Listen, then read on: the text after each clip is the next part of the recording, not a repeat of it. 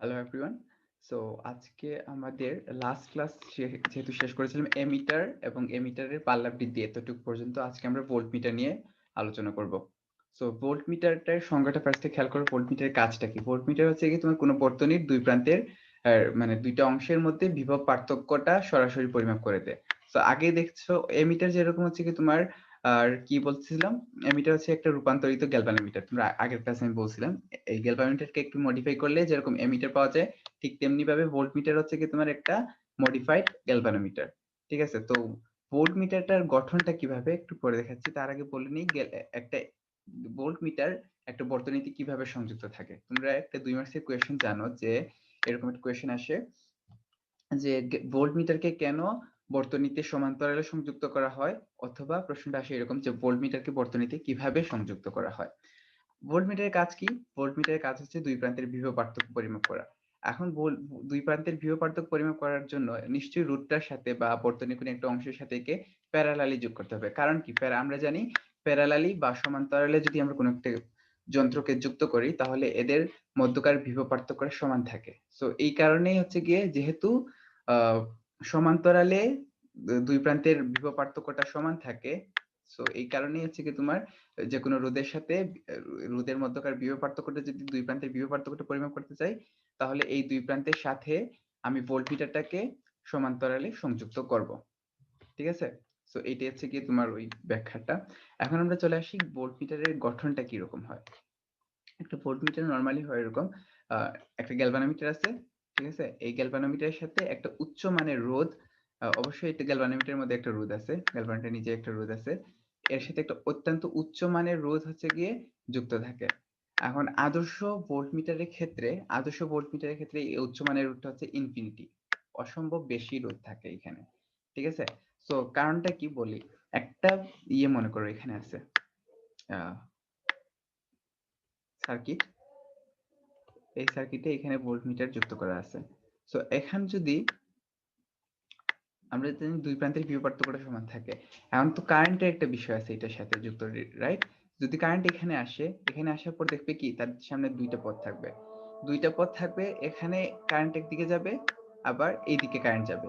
কিন্তু এই যে ভোল্টমিটারের রোধ এই যে গ্যালভানোমিটারের সাথে একটা অসীম মানের রোধ যুক্ত থাকে, এর কারণে এখানে এত বেশি রোধ থাকবে, কারেন্টটা এই পথটা বন্ধ হয়ে যাবে, কারেন্টটা এইদিকে যাবে না, সে ফিরে এসে এইদিকে পৌঁছে যাবে। আচ্ছা, আমি একটু স্ক্রিনশটটা অফ করতেছি।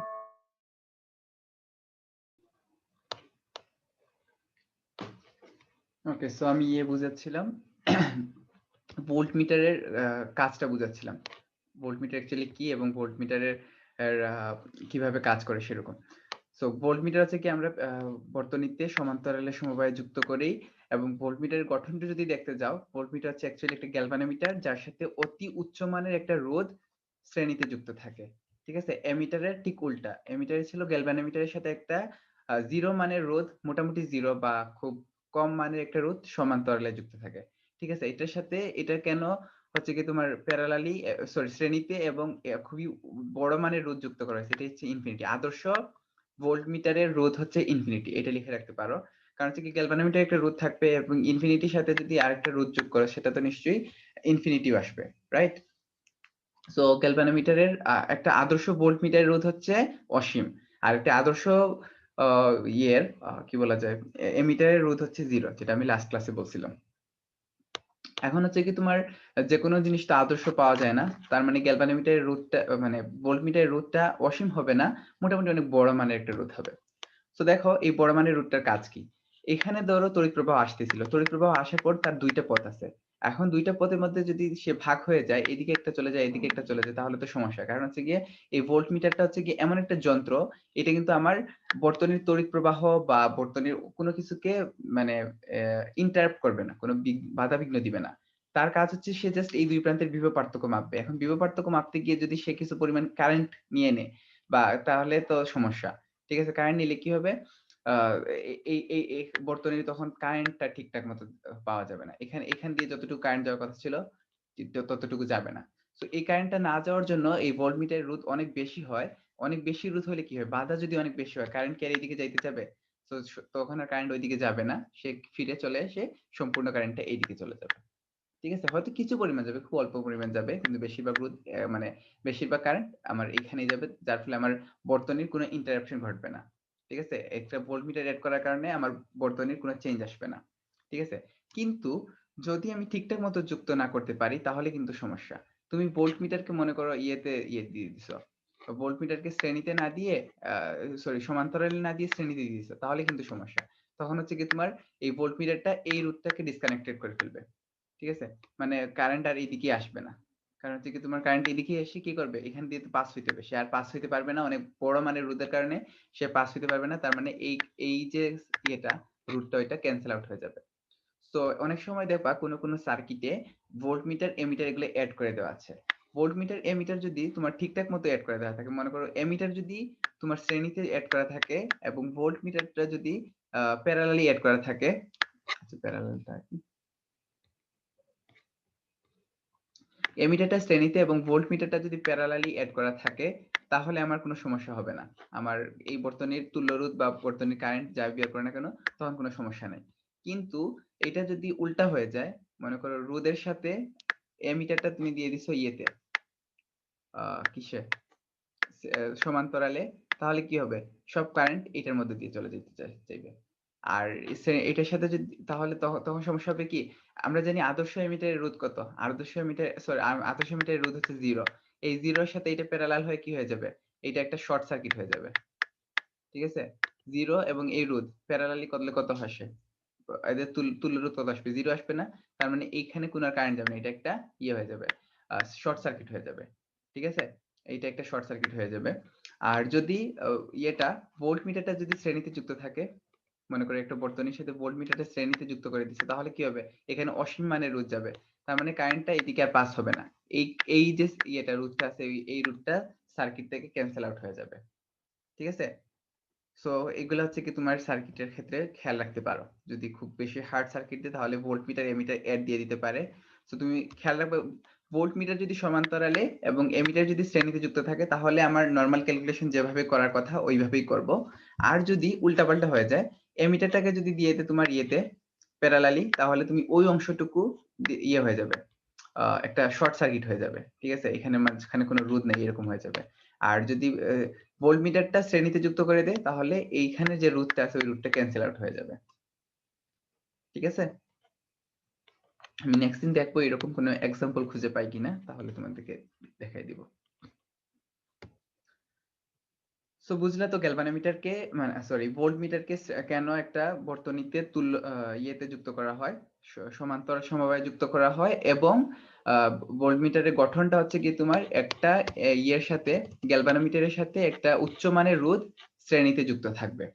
ঠিক আছে, এখন আমরা একটা ভোল্টমিটারের পাল্লা বৃদ্ধি করতে চাই। মানে মনে করো একটা ভোল্টমিটার এরকম আছে, সে হচ্ছে দুইটা প্রান্তের বিভব পার্থক্য পরিমাপ করতেছে আপাতত ভি। তাকে দিয়ে যদি আমরা এন ভি পরিমাণ বিভব পার্থক্য মাপাইতে চাই, তাহলে কি করা যাবে। তো প্রথমত দেখো, এটার মধ্য দিয়ে ভোল্টমিটার মানে তো একটা গ্যালভানোমিটার, রাইট। তো এটার মধ্য দিয়ে প্রথমত মনে করো কারেন্ট যাচ্ছিল এরকম, V is equal to IG into R, এরকম যাচ্ছিল। So IG is equal to V by R. আইজিটা কি, আইজিটা হচ্ছে তোমার গ্যালভানোমিটারের তড়িৎ প্রবাহ বা ভোল্টমিটারের তড়িৎ প্রবাহ, যেটাই বল না কেন। IG is equal to V by R, এটা একটা ইকুয়েশন। এটার ক্ষেত্রে প্রথম ক্ষেত্রে মানে যখন ভি অবস্থা ছিল। এখন সেকেন্ড ক্ষেত্রে কি হবে, সেকেন্ড ক্ষেত্রে তুমি এই যন্ত্রের সাহায্যে এনভি পরিমাণ বিভব পার্থক্য মাপতে চাও।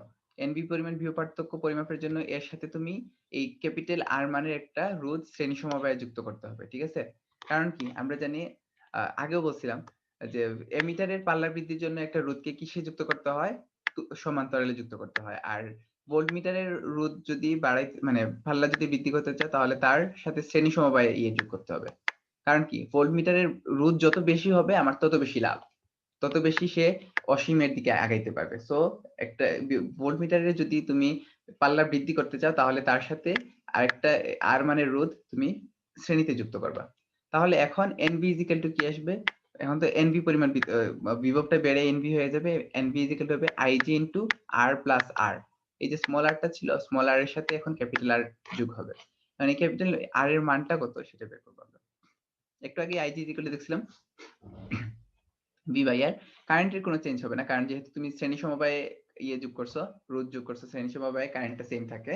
সো কারেন্টের কোনো চেঞ্জ আসবে না, কারেন্টটা আগের মতোই থাকবে। IG ইকুয়াল টু দাঁড়াবে V বাই R, আর এখান থেকে ইকুয়েশন থেকে পাইছে NB divide by R plus R। এখন খেয়াল করো, এই VB কাটা যাবে, থাকবে 1 by R is equal to N divide by small r plus capital R, অর্থাৎ NR ইজ ইকুয়াল টু হচ্ছে কি তোমার R প্লাস R। সো এখান থেকে ক্যালকুলেশন করো, স্মল rটা কমন নিয়ে নাও, n minus 1 into small r into n minus 1 equals to R। অর্থাৎ এই যে রুটটা তোমাকে যোগ করতে হবে সেই রুটের ভ্যালু হচ্ছে small r into n minus 1। এই স্মল rটা কিসের বিভব? স্মল rটা হচ্ছে কি তোমার, সরি, স্মল rটা হচ্ছে কি তোমার কিসের রোধ? এটা হচ্ছে ওই ভোল্টমিটারের অভ্যন্তরীণ রোধ। তার মানে একটা ভোল্টমিটারের বিভব পার্থক্য যদি n গুণ বৃদ্ধি করতে চাই, তাহলে আমাকে এত মানের এই small r into n minus 1 মানের একটা অভ্যন্তরীণ রোধের এত গুণ রোধ শ্রেণী সমবায় যুক্ত করতে হবে। এই এত মানের রোধ একটা শ্রেণী সমবায় যুক্ত করতে হবে, ঠিক আছে? আর আগেরটা উল্টা ছিল, আগেরটা মনে করে দেখে, আগেরটা এরকম ছিল, r is equal to s divided by n minus 1, এরকম ছিল না? এত মানের রোধ কিসে করতে হইতো? প্যারালালি অ্যাড করতে হইতো, আর এটা হচ্ছে কি তোমার শ্রেণীতে অ্যাড করতে হবে। তার মানে এমিটারের পাল্লা বৃদ্ধি এবং ভোল্টমিটারের পাল্লা বৃদ্ধি দুইটা ভিন্ন জিনিস, ঠিক আছে?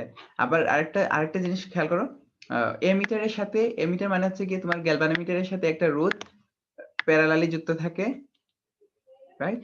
আর ইয়ের মানে হচ্ছে কি তোমার ভোল্টমিটার মানে হচ্ছে গ্যালভানোমিটারের সাথে একটা রোধ শ্রেণীতে যুক্ত থাকে। এই দুইটা জিনিস মনে রাখতে পারো। ভাই আরেকবার বলেন। আচ্ছা, এমিটার, এমিটার, আচ্ছা আমি এখানে দেখো এটা দেওয়া আছে, মানে পার্থক্যটা দেওয়া আছে। এমিটার একটি কম রোধ বিশিষ্ট চলকুণ্ডলী গ্যালভানোমিটার। এমিটারের সাথে খুব অল্প মানের একটা রোধ গ্যালভানোমিটারের সাথে একটা নিম্নমানের রোধ সমান্তরালে যুক্ত করে এটা তৈরি করা হয় এমিটার। এমিটার কি?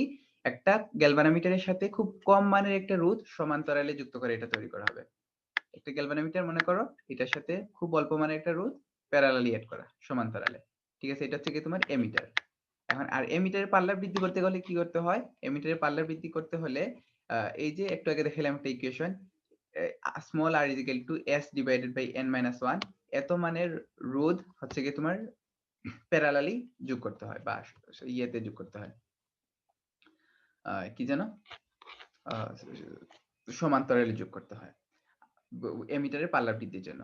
আর ভোল্টমিটার আসি, ভোল্টমিটার হচ্ছে একটা গ্যালভানোমিটার যেটার সাথে হচ্ছে অত্যন্ত উচ্চ মানের রোধ শ্রেণীতে যুক্ত করে এটা তৈরি করা হয়। এবং হচ্ছে কি তোমার যদি ভোল্টমিটারের বিভব পার্থক্য, মানে ভোল্টমিটারের কার্যক্ষমতা মানে বাড়াইতে চাও, পাল্লা বৃদ্ধি করতে চাও, আর বেশি পরিমাণ বিভব মাপতে চাও, তাহলে কি করতে হবে? ওই ইয়ের সাথে, যে ভোল্টমিটার আছে তার সাথে হচ্ছে কি তোমার আরেকটা রোধ, সেটা হচ্ছে কি শ্রেণীতে যুক্ত করতে হবে। সেই রোধের মান কত? r is equal to small r into n minus 1, আগে দেখাইছি যেটা, এত মানের রোধ হচ্ছে শ্রেণীতে যুক্ত করতে হবে।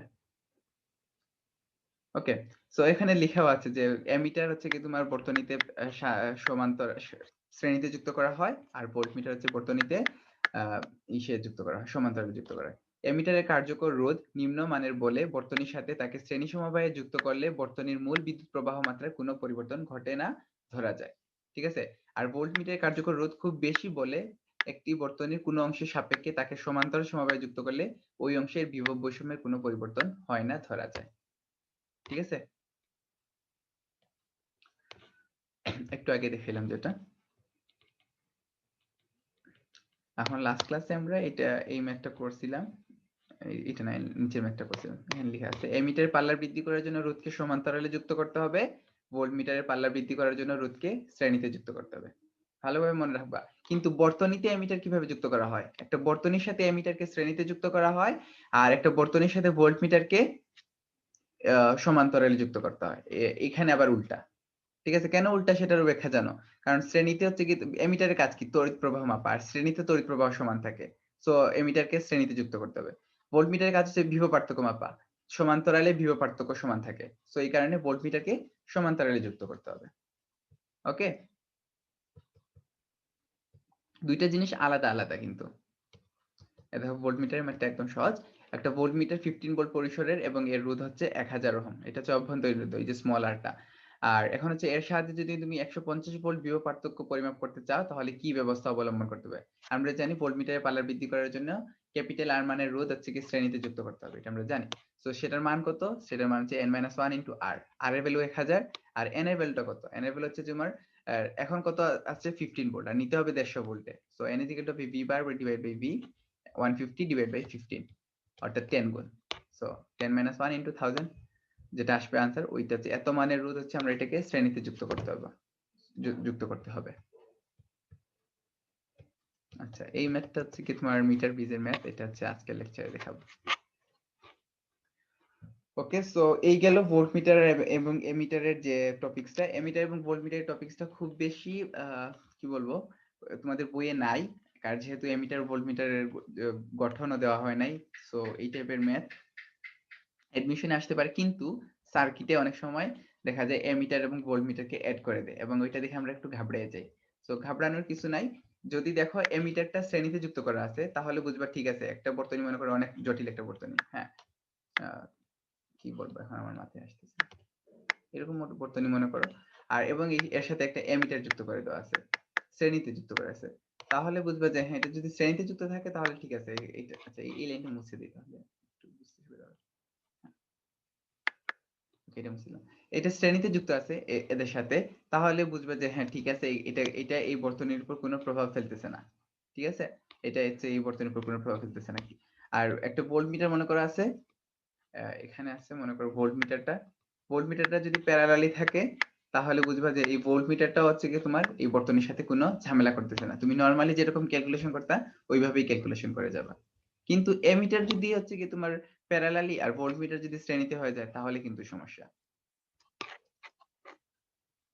ওকে, এই ধরনের एग्जांपल আমি করে দিব একবার, দেখাবো আরেকবার। সো আজকের লেকচারে যাই। আজকের লেকচার হচ্ছে কি আমরা মোটামুটি শেষের দিকে চলে আসছি। এটা হচ্ছে তোমার মিটার ব্রিজের সাহায্যে রোধ ও আপেক্ষিক রোধ নির্ণয়।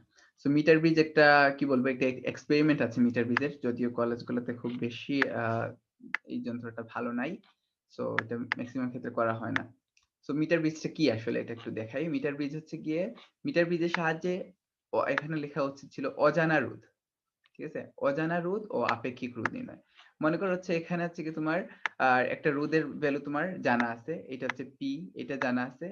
আমি এখানে কি করব, এখানে আরেকটা অজানা রোধ ব্যবহার করব এবং এখানে একটা মিটার ব্রিজ আছে। মিটার ব্রিজ কেন বলতেছি, এই যে স্কেলটা দেখতেছো এটা হচ্ছে মিটার স্কেল, এখানে 1 মিটার লম্বা একটা স্কেল অ্যাড করা হয় এবং এই স্কেলের ঠিক নিচে স্কেলের নিচে একটা তার অ্যাড করা আছে। এই যে তারটা আছে এখানে একটা তারটা টানানো আছে। এটা হচ্ছে মিটার ব্রিজের মোটামুটি গঠন। আমি একটু বলি মিটার ব্রিজের গঠনটা কিরকম।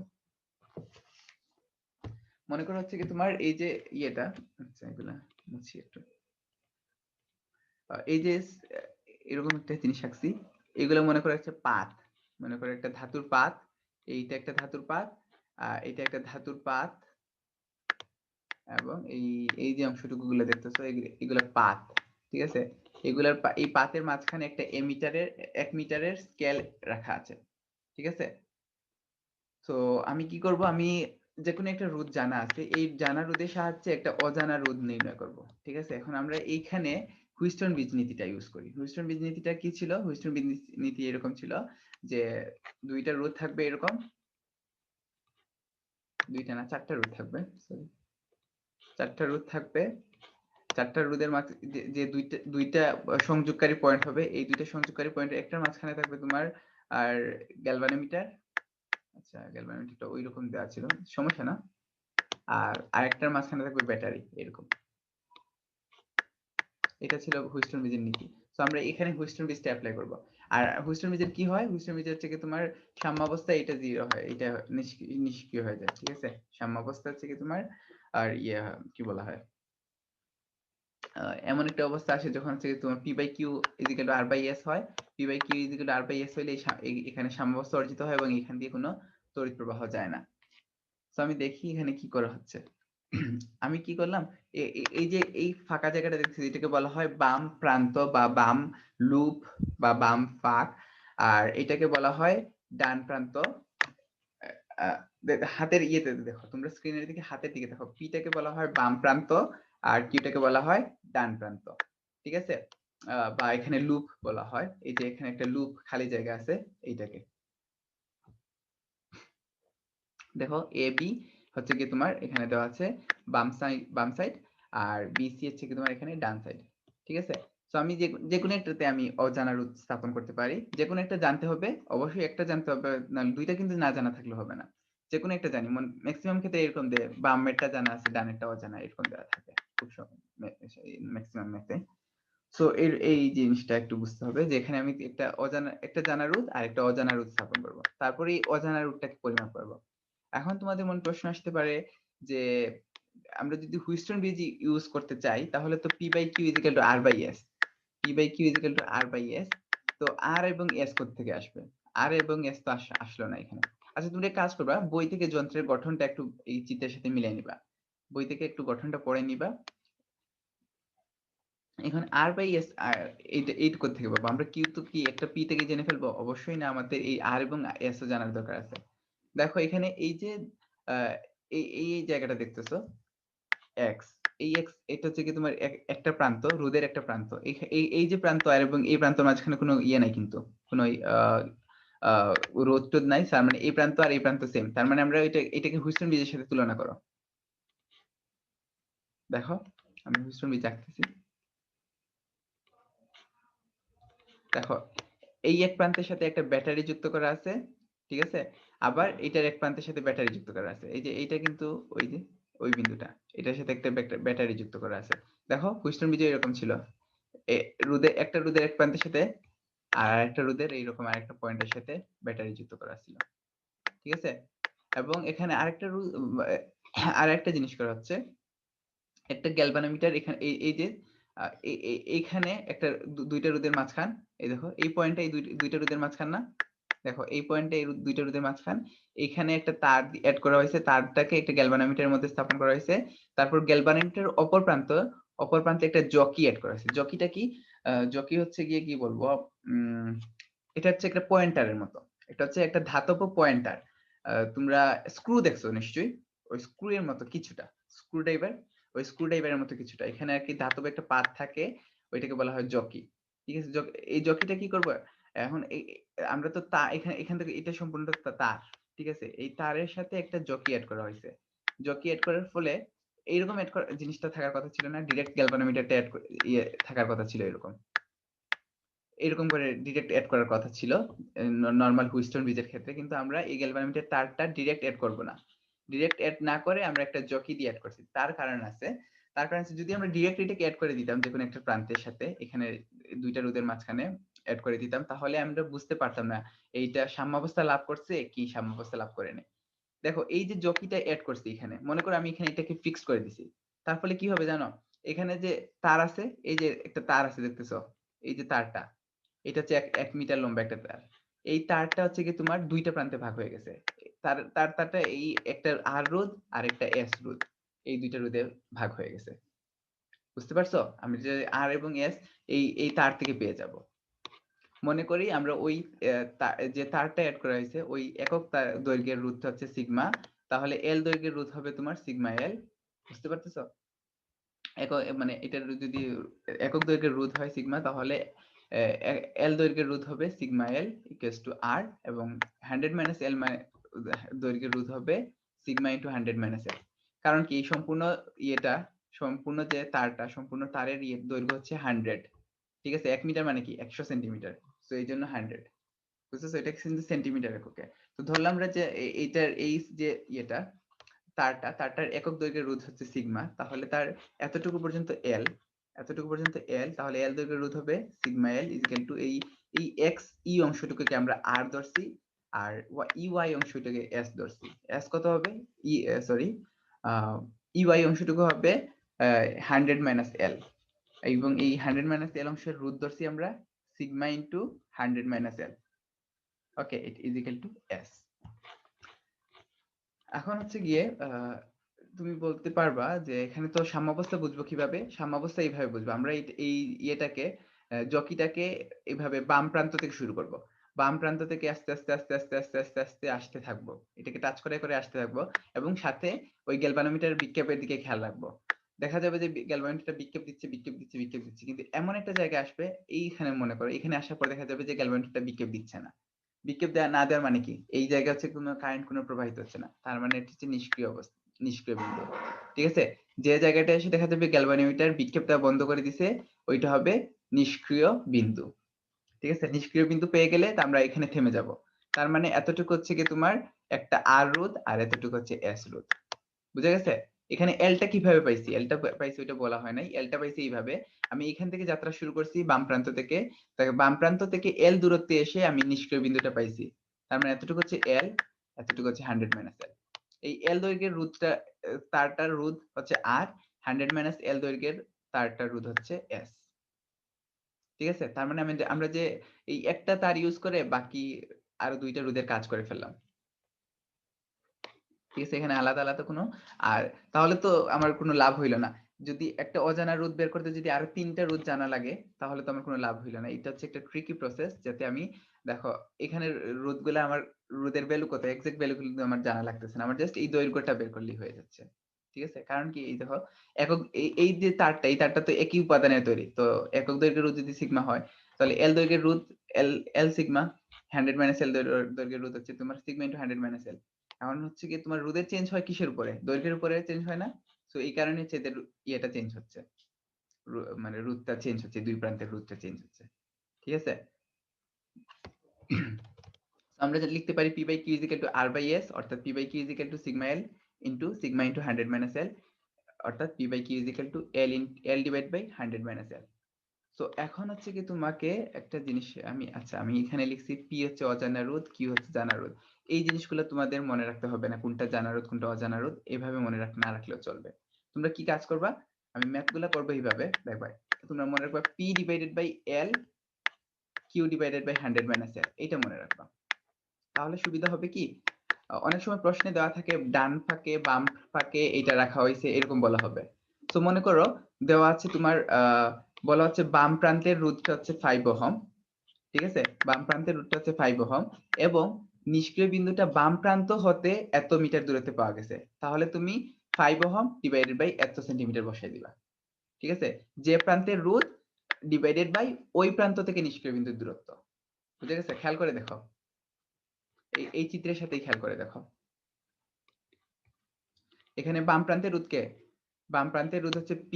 এই দেখো বাম প্রান্তের রোধ P আর তার নিচে কে বসবে? এই দেখো ইকুয়েশন ঠিকঠাক মতোই আসছে। P এর নিচে কিন্তু L। এই দেখো এখান থেকে L টা এখানে আসে। P by L। যে প্রান্তের রোধ নিচে থাকবে ওই প্রান্ত থেকে নিষ্ক্রিয় বিন্দুর দূরত্ব। দেখো বাম প্রান্ত থেকে নিষ্ক্রিয় বিন্দুর দূরত্ব হচ্ছে L। So P by L। Q divide by ডান প্রান্তের রোধ দেখো Q, ডান প্রান্তের রোধ হচ্ছে Q। এখন ডান প্রান্ত থেকে নিষ্ক্রিয় বিন্দুর দূরত্ব কত? 100 মাইনাস L না? তো ডান প্রান্তের নিচে হবে 100 মাইনাস L। এইভাবে সূত্রটা মনে রাখা ইজি হবে। বুঝা গেছে? এখন যদি আমি প্রশ্ন করি যে কোনো রকম প্রশ্ন আসতে পারে তাহলে তোমরা পারবে আশা করি। আর এখান থেকে একটা জিনিস বের করা যায় আপেক্ষিক রোধ। আপেক্ষিক রোধটা খুব সহজ। আমরা আপেক্ষিক রোধের ফর্মুলা জানি হচ্ছে কি তোমার rho into sigma R is equal to rho into L by A. এটা যে কোনো রোধের ক্ষেত্রে মনে করো তুমি অজানা রোধ হচ্ছিল তোমার পি ছিল, মনে করো অজানা রোধ এখানে পি ছিল, বাম প্রান্তের রোধটা তুমি জানতে না। সো তুমি এই ইকুয়েশন থেকে বাম প্রান্তের রোধটা পেয়ে গেছো। তারপরে এখন এই রোধ থেকে ওই যে তারটা ইউজ করা হয়েছে বা যে উপাদানটা ইউজ করা হয়েছে সেটা আপেক্ষিক রোধ বের করতে পারবা এখান থেকে এই ইকুয়েশন ইউজ করে। তবে তোমাকে ওই তারটার দৈর্ঘ্য এবং প্রস্থচ্ছেদের ক্ষেত্রফলটা জানতে হবে। এই দেখো ওই লাস্ট স্লাইডের ওই ম্যাথটাই এখানে দিছি। একটি মিটার বীজের দৈর্ঘ্য 1 মিটার। মিটার বীজ মানেই তো 1 মিটার দৈর্ঘ্য। এটা কিন্তু প্রশ্ন অনেক সময় বলে না দিতে পারে। ঠিক আছে? জাস্ট মিটার বীজ বলে দিবে তাহলে তোমাকে ধরে নিতে হবে এটা তো 1 মিটারই হবে। এটা কিন্তু এই প্রশ্নে লেখা আছে, অন্য প্রশ্নে লেখা থাকবে না। এর বাম প্রান্তে বা বাম ফাঁকে হচ্ছে 12 ওহম এর একটি রোধ এবং ডান ফাঁকে একটি অজানা রোধ স্থাপন করা হইলো। বাম প্রান্ত থেকে 37.5 সেন্টিমিটার দূরে নিস্পন্দ বিন্দু পাওয়া গেল। অজানা রোধটির মান নির্ণয় করো। এখানে জানা রোধ হচ্ছে কি তোমার P 12 ওহম এবং নিস্পন্দ বিন্দুর দূরত্ব হচ্ছে তোমার 37.5। আমি বলছি দেখো বাম ফাঁকে 12 ওহম রোধ রাখছে এবং নিষ্ক্রিয় বিন্দু কোথা থেকে পাইছে? বাম প্রান্ত থেকে 37.5 পাইছে। তাহলে তুমি বসাই দিবে, কোনো কথা নাই, 12 বাই 37.5। 12 বাই 37.5 ইকুয়ালস টু অজানা রোধ যেটা Q ডিভাইড বাই 100 মাইনাস 37.5 হবে। এইভাবে করলে ইজি হবে। কিন্তু তুমি যদি এই সূত্রটা মুখস্থ আছে অনেক সময় কি করবে উল্টাপাল্টা করে দিতে পারে। তোমাকে বাম প্রান্ত থেকে নিষ্পন্দ বিন্দু না দিয়ে যদি ডান প্রান্ত থেকে নিষ্পন্দ বিন্দু দেয় তাহলে কিন্তু ঝামেলা লেগে যেতে পারে। তুমি যদি মুখস্থ সূত্র বসাও, তুমি যদি মুখস্থ P by Q is equal to L by 100 minus L বসাও তাহলে ঝামেলা লেগে যেতে পারে। মনে করো তোমাকে বাম প্রান্তের রুট 12 ওহম দেওয়া আছে আর বলা হচ্ছে যে ওই নিস্পন্দ বিন্দুর দূরত্বটা হচ্ছে ডান প্রান্ত থেকে এত, মানে এখানে যদি প্রশ্নটা হয় ডান প্রান্ত থেকে এত, তাহলে তুমি 12 ডিভাইডেড বাই কিউ বসাইয়া l divide by 100 minus l যদি করো, l divide by 100 minus l এটা বসাও এবং l এর জায়গায় যদি 37.5 বসাও, তাহলে তোমার ম্যাথ ভুল হবে। ঠিক আছে, তোমার ম্যাথ পুরোপুরি কাটা যাবে।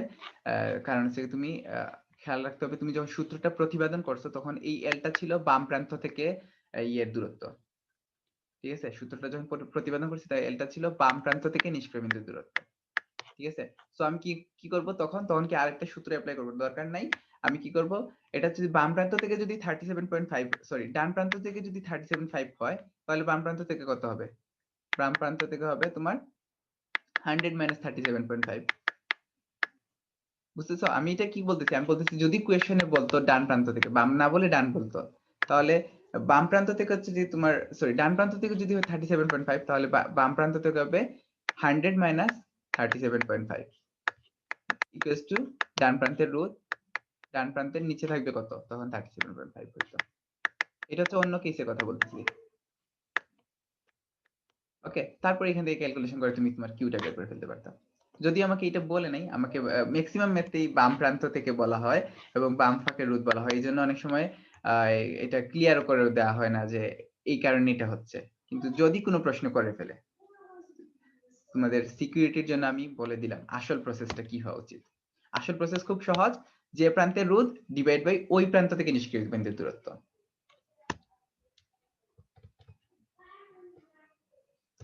বুঝা যাবে? এখন এই ম্যাথটা কেয়ার করে দেওয়ার দরকার আছে? বুঝতে পারতেছো সবকিছু, বসাইবা জাস্ট তুমি তোমার ক্যালকুলেশন করে অজানা রুটটা বের করে ফেলবা। আচ্ছা, লাস্টের দিকে আরেকটু ম্যাথ দিছি আমি দেখাবো। ওকে, এখন আরেকটা এই যে পড়াচ্ছি এগুলা ম্যাক্সিমাম প্র্যাকটিক্যাল এই জিনিসপত্র। মিটার ব্রিজ থেকে অনেক সময় কোয়েশ্চেন আসে, পটেনশিওমিটার আর একটা আছে কি যেন post office box. Post office বক্সটা লাগবে না, এটা প্র্যাকটিক্যাল করে না, আর ম্যাথ তো তেমন নাই। পটেনশিওমিটারটা কি? পটেনশিওমিটার হচ্ছে কি তোমার যেকোনো একটা একটু আগে যেরকম মিটার ব্রিজ দেখলাম, মিটার ব্রিজে কি করছি, একটা রুট থেকে একটা জানা রুট থেকে আরেকটা অজানা রুট বের করছি। আর পটেনশিওমিটার হচ্ছে এরকম একটা কোষ থেকে আরেকটা কোষের পরিচালক শক্তি বের করব। ঠিক আছে, এটা হচ্ছে কি তোমার পটেনশিওমিটারের কাজ। সো পটেনশিওমিটারের ইয়েটা দেখাচ্ছি না, প্রমাণটা দেখাচ্ছি না, প্রমাণটা তোমরা একটু নিজেরা দেখে নিও। অ্যাকচুয়ালি আসবে, এটা খুব সহজ, ইকুয়েশনটা খুব সহজ, এর জন্য আর প্রমাণটা দেখাচ্ছি না। প্রমাণটা হচ্ছে E1 divide by E2 equal to L1 divide by L2। মানে কি? মানে হচ্ছে যদি E1 এর জন্য নিষ্ক্রিয় বিন্দু হচ্ছে L1 আর E2 এর জন্য নিষ্ক্রিয় বিন্দু হচ্ছে L2। ঠিক আছে, মানে এটা হচ্ছে তোমার কি বলবো, দুইটা দুইবার ইউজ করা হয়েছে। ঠিক আছে, দুইটা দুইবার ইউজ করা হয়েছে। একবার মনে করো E1 টা ইউজ করছো, তখন E2 টা স্টপ ছিল, তো ওই মিটার ব্রিজের মধ্যে কিছুটা। তখন হচ্ছে কি তোমার নিষ্ক্রিয় বিন্দু পাওয়া গেছে L1 এ, তাহলে E1 = L1 * ρ I। আবার E1 স্টপ করে যখন E2 ইউজ করা হয়েছে, তখন এটা পাওয়া গেছে তোমার আর L2 তে, নিষ্ক্রিয় বিন্দুটা L2 তে পাওয়া গেছে। তখন দুইটা যদি তুলনা করো, তাহলে আসবে তোমার E1 / E2 = L1/L2। তো মনে করো E1 এর ভ্যালুটা জানা আছে তোমার, তাহলে তুমি এখান থেকে L1 এবং L2 এর ভ্যালু তো অবশ্যই তুমি পরীক্ষা করে পেয়ে যাবা, তাহলে E2 এর ভ্যালুটা তুমি বের করে ফেলতে পারবা এই ইকুয়েশন ইউজ করে। L1 L2 এর মান জেনে U1 এবং E2 এর অনুপাত বের করা যায়, অথবা আমি এক কাজ করতে পারি, যদি একটার ভ্যালু জানা থাকে অন্যটার ভ্যালু বের করতে পারবো। এবং এই প্রশ্নগুলো খুব ডিরেক্ট থাকে।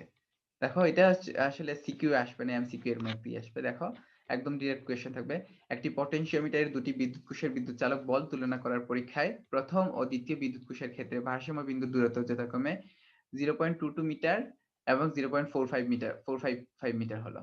প্রথম বিদ্যুৎ কোষের বিদ্যুৎ চালক 1.1 ভোল্ট হলে দ্বিতীয় কোষের বিদ্যুৎ চালক কত? E1 দেওয়া আছে 1.1, L1 দেওয়া আছে 0.22, E2 নাই, ওইটা বের করতে হবে, আর L2 দেওয়া আছে 0.5455। এখান থেকে ক্যালকুলেশন করো, বের হয়ে যাবে, একদম ইজি।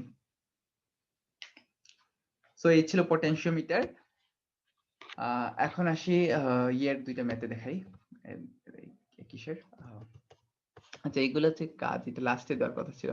এগুলো আমি ম্যাক্সিমাম ম্যাথ করাই ফেলছি। এইটাও লাস্ট ক্লাসে দেখাইছি, লাস্ট ক্লাসের আগের ক্লাসে মেবি এইটাও দেখাইছি, এটা দেখাইছি, এগুলো মোটামুটি সবগুলোই করা। এটা মনে হয় করা নেই, এটা একটু তুল্য রূপটা বের করে দেখবা কত হয়। আচ্ছা, মিটার ব্রিজের আরেকটা ম্যাথ দেখাই, না দেখাইলেও চলতো। একটি মিটার ব্রিজের বাম ফাঁকে 6 ওহম এর রোধ লাগানো হলে তারের বাম দিক হতে 60 সেন্টিমিটার দূরে নিস্পন্দ বিন্দু পাওয়া যায়। ডান দিকের ফাঁকের রোধ নির্ণয় করো, মানে ওই অন্য রোধটা নির্ণয় করতে বলতেছে। এখন হচ্ছে কি দুই রোধের যদি আমি এই লুপটা চেঞ্জ করি, একটার জায়গায় আরেকটা বসাই দিই। মনে করো এটা হচ্ছে আগে ছিল তোমার এখানে 6 ওহম আর এখানে ছিল কিউ। তারপরে যদি আমি দুই প্রান্ত চেঞ্জ করে ফেলি, এটাকে এখানে আনি আর এখানে এটাকে আনি, তাহলে নিস্পন্দ বিন্দুটা কোথায় পাওয়া যাবে এটা আমাকে বের করতে হবে। নিস্পন্দ বিন্দু নিশ্চয়ই এখানে তখন আর আগের জায়গায় থাকবে না, নিস্পন্দ বিন্দুটা চেঞ্জ হয়ে যাবে। আমরা জানি P by L equal to Q by 100 minus L লিখছি। আমি এটা এইভাবে লিখছি কারণ কি আমি P জানা আছে 6 ওহম বাম ফাঁকের রোধ, আর বাম দিক হতে ওই নিস্পন্দ বিন্দুর দূরত্ব হচ্ছে 60 centimetre, that's why 6 divide by 60 একইভাবে equals to Q divided by কত হবে তাহলে 100 মাইনাস 60 হবে। তো এখান থেকে ক্যালকুলেশন করে অন্য রূপটা বের করে ফেললাম, এটা আসছে 4 ওহম।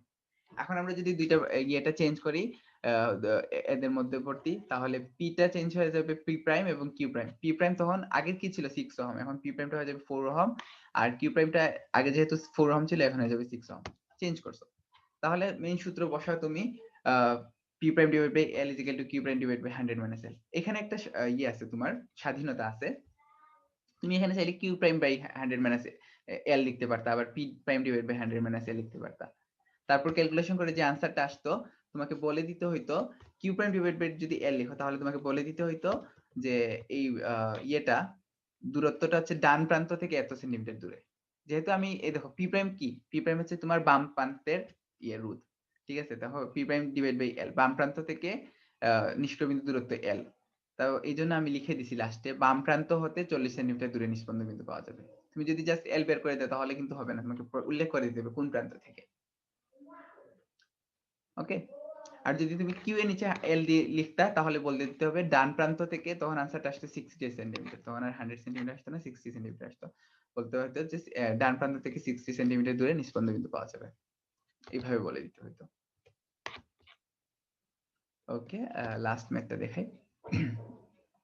একটা মিটার ব্রিজের বাম ফাঁকে 1 ওহমের রোধ এবং ডান ফাঁকে 1 মিলিমিটার ব্যাস ও 1 মিলিমিটার দৈর্ঘ্যের একটি তার যুক্ত করলে বাম প্রান্ত থেকে 40 সেন্টিমিটার দূরে নিষ্পন্দ বিন্দু পাওয়া গেল। তারের উপাদানে আপেক্ষিক রোধ নির্ণয় করো। মানে দেখতেছো যে ম্যাক্সিমাম ম্যাথেই ওই যে এই আমরা যে মেইন সূত্রটা প্রতিপাদন করছি ওইভাবেই ম্যাথগুলার ইয়ে দিচ্ছে, বাম প্রান্ত থেকে দূরত্বটা দিয়ে দিচ্ছে, মানে ডিরেক্ট এল দিয়ে দিচ্ছে।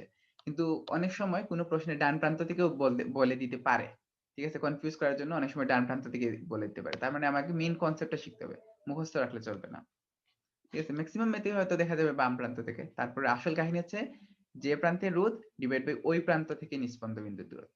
সো বাম প্রান্তের রোধ হচ্ছে 1 ওহম, বাম প্রান্ত থেকে হচ্ছে কি নিষ্পন্দ দূরত্ব 40 সেন্টিমিটার। 1/40 is equal to Q by 100 minus 40, calculation করে কিউটা পেয়ে গেলাম। আর প্রশ্ন হচ্ছে যে ওই তারের উপাদানে আপেক্ষিক রোধ, মানে অজানা যে তারটা ওই তারের আপেক্ষিক রোধটা বের করতে হবে। So Q is equal to rho into LM। এখন আর L ইউজ করতেছি না, LM দিচ্ছি, মানে হচ্ছে যে ম্যাটেরিয়ালের দৈর্ঘ্যটা আর কি, যে ম্যাটেরিয়াল ইউজ করা হয়েছে ওই সেই ম্যাটেরিয়ালের দৈর্ঘ্য। So rho into LM divide by A, Q বলতে এখানে পেয়ে গেলাম 1.545 ওহম। আর এটার ব্যাস দেওয়া আছে, ব্যাস থেকে ব্যাসার্ধটা বের করে নিবা, মিটারে নিবা, তারপর তার প্রসেসে দেখাতে হবে A is equal to pi r square. So rho is equal to Q into A divided by LM, A মানে হচ্ছে pi r square। সবকিছু ভ্যালু ঠিকঠাক মতো বসাইলে তুমি এটা রটা একটু ভুল হয়েছে, রো এর একক হবে ওহম মিটার, রো এর একক ওহম মিটার না, তো এটা রো এর এককটা হবে ওহম মিটার, ঠিক আছে? এটা ছিল তোমার প্রয়োগ। এখানে একটা কাজ দেওয়া আছে, কাজটা খুব সহজ, নিজেরা করবা, ঠিক আছে? তাহলে আজকে ক্লাস এতটুকুই। নেক্সট ক্লাসে আমরা কয়েকটা সৃজনশীল ম্যাথ নিয়ে সলভ করার চেষ্টা করব। ওকে।